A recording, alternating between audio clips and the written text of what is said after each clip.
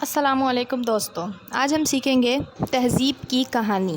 یہ کتاب انوار ہاشمی کی ہے اور اس کتاب کا جو ہم نے نچوڑ نکالا ہے وہ آج ہم آپ کو اس ویڈیو میں بتانے والے ہیں۔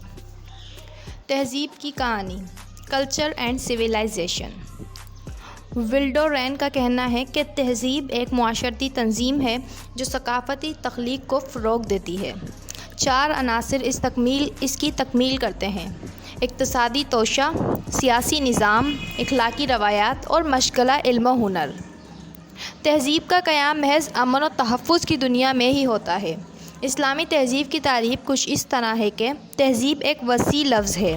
اس میں انسان کی زندگی کے بنیادی تصورات، عقائد و افکار، زندگی کا نصب العین اور تمام افعال ارادی جن میں انسان کا چلنا پھرنا، انداز گفتگو، کردار، اخلاق، آداب و اطوار اور اس کے علمی، ادبی، سائنسی و ثقافتی کارنامے شامل ہیں۔ اس کی سیاست، معاشرت اور معیشت سب شامل ہیں۔ تہذیب کے ارتقاء کے لیے تعلیم بھی بہت ضروری ہے۔ تعلیم سے مراد کوئی ایسا طریقہ جس کے ذریعے ثقافت کو منتقل کیا جا سکے۔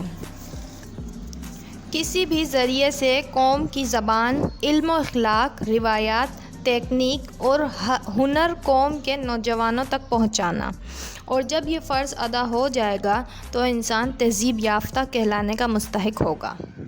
اقتصادی توسیع سے کیا مراد ہے؟ اقتصادی توسیع انسانی تہذیب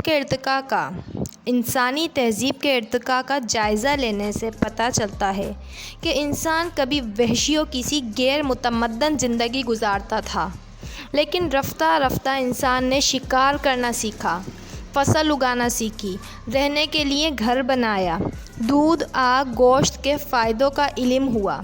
پھر انسان شہر تک پہنچا۔ جب شہر پہنچا تو وہ اور بھی سبھی ضروریات درپیش ہوئیں۔ پھر صنعت و حرفت کی بنیاد ڈالی تو اس طرح اقتصادی توسیع فراہم ہوا۔ اوزار بنے، فصل کاشت کی جانے لگی، پھر زراعت تک پہنچے، لیکن شکار سے زراعت تک پہنچنے میں کافی وقت لگا۔ پہلے کا انسان جب کھانا ملا تو خوب کھا لیا اور جب نہ ملا تو فاقے کاٹ لیے۔ لیکن پھر کل کی فکر پیدا ہوئی۔ جب زراعت پر توجہ بڑھی تو شکار سے توجہ کم ہو گئی۔ لیکن دوسری طرف انسانوں کا گوشت استعمال کرتے تھے۔ آئیبیریا آئی لینڈ اور ڈنمارک کے لوگ ایک دوسرے کے گوشت کاٹ کر کھاتے تھے، یعنی قدیم عہد میں ایک عرصے تک انسانوں کا گوشت استعمال ہوا۔ آگ کا استعمال قدرتی حادثوں سے سیکھا، جیسے بجلی گرنے سے آگ لگی یا پتھر اور چکمک کو رگڑنے سے۔ پہلے تو جانوروں کو ڈرانے کے لیے آگ کا استعمال کیا جاتا تھا، پھر انسان نے آگ کو اپنے فائدے کے لیے استعمال کرنا شروع کیا۔ جب آگ زیادہ فائدہ مند ثابت ہوئی تو انسان نے اس کی پرستش شروع کر دی، اس کو پوجنا شروع کر دیا۔ پھر انسان نے نقل و حمل کی سہولتیں بنائیں، پھر معاشرے وجود میں آئے اور جو الجھنیں معاشرے میں پیدا ہوئیں ان کو حل کرنے کے لیے ریاستیں بنیں۔ آہستہ آہستہ خاندان بنے، خاندانوں سے قبیلے بنے اور پھر قبیلوں سے بڑے قبیلے بنے۔ معاشرے کے اندر جائیداد کے چرچے بڑھے، سیاست میں جنگ کی نوبت آئی، جائیداد کے لیے لڑائیاں بڑھیں، پھر ریاست وجود میں آئی۔ لیکن پھر یہ سوال اٹھا کہ لوگوں کو فرما بردار کیسے بنایا جائے، اتحاد کیسے پیدا کیا جائے۔ پھر ریاستوں نے خاندان، اسکول اور مذہبی اداروں کی مدد لی، پھر حکومت بنی اور قانون بنائے گئے۔ پہلے کا انسان انتقام ضرور لیتا تھا، لیکن پھر معاوضہ رکھا گیا۔ بادشاہت کے بعد جمہوریت اور دوسرے سیاسی نظام ترقی حاصل کرتے گئے۔ معاشرے میں شادی بیاہ کا رواج بنا۔ پہلے کے جو مورخین نے بتایا کہ وہاں لڑکیوں کو شادی سے قبل غیر مردوں سے جنسی تعلقات قائم کرنا لازم تھا، لیکن پھر اولاد کی تصدیق صحیح سے ہو اس لیے کنواری اور پاک دامن عورت سے شادی کا رواج شروع ہوا۔ پھر زنا بہت بڑا جرم سمجھا جانے لگا۔ انسان پہلے اشاروں میں باتیں کرتا تھا، پھر حروف تہجی بنی اور خطوط نویسی شروع ہو گئی۔ جب انسان نے بولنا، پڑھنا، لکھنا سیکھ لیا تو اس نے سوالات شروع کر دیے۔ یہ چاند ستارے کیا ہیں، یہ زمین کیا ہے، آسمان کیا ہے، ہم کیا ہیں، پھر اس طرح سے ستاروں کا علم، کیلنڈر، قمری اور شمسی سال بنے۔ پھر زمین کی پیمائش، حساب و کتاب اور تمام چیزیں سیکھیں۔ مٹی کے برتن بنے، ان پر انسانی شکلیں پوری کہانی بتاتی ہوئی بننے لگیں۔ انسان گنگنانے لگا تو گانے بن گئے، ناچ کر تسلی دی تو رقص بنا۔ بول چال، پڑھنا لکھنا، سائنس اور آرٹ کی ترقی سے انسان تہذیب یافتہ ہو گیا۔ ثقافت، معاشرتی ماحول ثقافت ہے۔ ذہنی اور روحانی خواہشات، لطیف و جذبات و احساسات کی تسکین کے ذرائع اور وسائل کو ثقافت کہتے ہیں۔ ثقافت قدامت پسند ہوتی ہے۔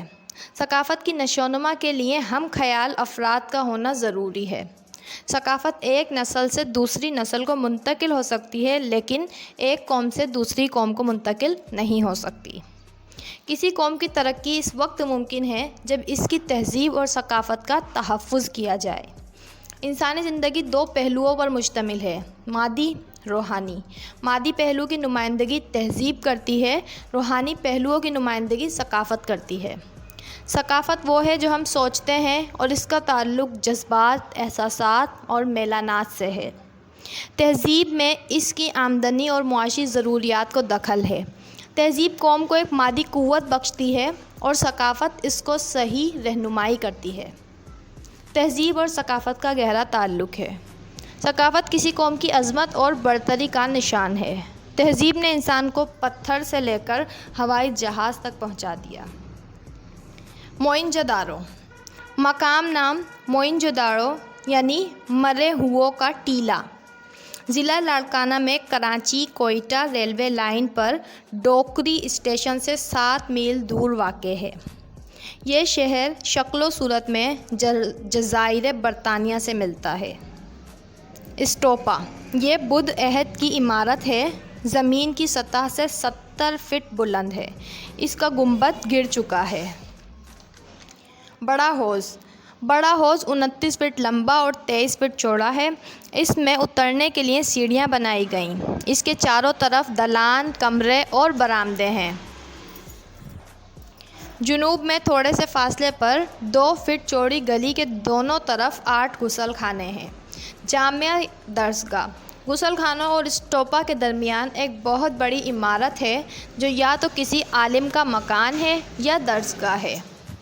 ہڑپہ، یہ مقام ضلع ساہیوال سے 15 میل دور Karachi Lahore railway station Harappa road سے 4 میل کے فاصلے پر ہے۔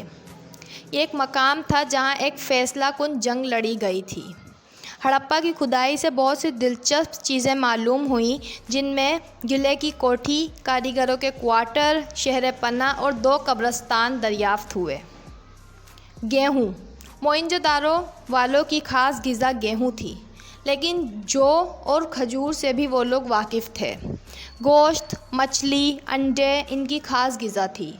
ہڑپہ میں مٹر کے جلے ہوئے دانے، تربوز کے بیج اور تل بھی دریافت ہوئے ہیں۔ جانوروں کے جو ڈھانچے ملے ہیں ان سے پتہ چلتا ہے کہ بیل، بھینس، بھیڑ، اونٹ اور ہاتھی ان کے پالتو جانور تھے۔ وادی سندھ کی خواتین حسن و جمال کی آرائش کے لیے زیورات استعمال کرتی تھیں۔ کھلونے بھی دریافت ہوئے ہیں۔ وہ لوگ رقص بھی کرتے تھے اور شکار بھی کرتے تھے۔ وہاں تجارت پیشہ قوم بھی آباد تھی۔ موئنجودارو کے مکان سادے اور آرام دہ ہیں۔ پختہ کنویں بھی پائے گئے ہیں۔ غسل خانے، حمام اور سب پائے گئے ہیں۔ مٹی کے برتنوں کے علاوہ تانبے کے برتن بھی دریافت ہوئے ہیں۔